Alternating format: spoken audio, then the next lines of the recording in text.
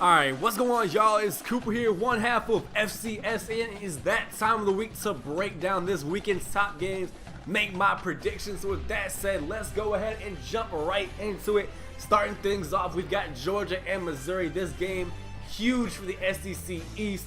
Georgia, it's almost like a must-win game for them. Missouri can almost afford to lose it, but they would not like to. Georgia will be without Todd Gurley for this game and probably the remainder of the season unless anything changes. And when you have adversity like that, you either respond in a great way and you make big-time plays and you play that much harder, or you respond the opposite way and everything just falls apart, everything collapses, and it goes just bad. I think Georgia will be responding well, and I think they win this game. I mentioned this in my Todd Gurley video when I broke that down. Go check that out if you haven't already. I think because Georgia runs by committee, they don't just pound Todd Gurley to death. They run him when they need to, but they have a ton of other good running backs on the roster. But with that said, Keith Marshall and Sonny Michel are not playing this weekend, I don't think. So I have to rely on Nick Chubb, who's looked very good. So I think Chubb will have his day. He'll have a solid game. The defense, they're getting pressure. Georgia's defense gets pressure in the backfield, but they just can't cover anybody on the back end. I think they get pressure to Mock, and I think they make enough plays. And I think Georgia wins this game on the road and takes control of that SEC East. Moving on, we got Oregon and UCLA, both Pac-12 teams expected to be favorites. And then they both took a loss last week to Arizona, and UCLA lost to Utah. I think Oregon's a team that responds better. I think Mariota wants to reclaim that top Heisman spot now that Todd Gurley is out. And I think he has himself a big-time ball game. I have Oregon winning that game. Moving on, we got Notre Dame and North Carolina. Notre Dame, got to be careful here. You don't want to look ahead to Florida State next week way too much. You got to focus on the task at hand. I think they will, though. I have them beating this game, winning this game over North Carolina, a team that's really struggled this season. It may be a little bit closer than people think, but I think Notre Dame will have this game in hand. They'll play pretty solid, and then they're going into next week, probably in the top 5 to take on Florida State, which will be a crazy, crazy game. Moving on, we got TCU and Baylor. TCU with the big-time upset last week over the Oklahoma Sooners. They're moving themselves in the top 10. Baylor have control of the Big 12 right now. This is the top 2 teams in the Big 12, and I think Baylor has it. I'm not sure if I know TCU is really good. I don't think they're as good as Baylor. I think Baylor right now is a team to beat in the Big 12 and a contender for the college football playoff, and I have them winning this ball game. Moving on, we got LSU and Florida. Both teams got some major quarterback issues.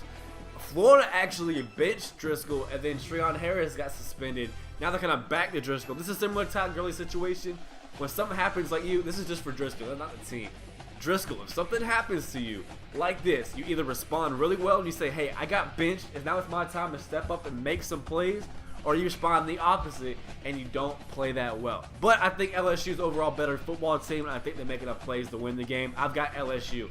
Moving on, we got USC and Arizona. I have picked USC twice this season, and both times I've picked them, and they let me down. But I have them in this game. I don't think Arizona's legit. I'm not a hater on Arizona.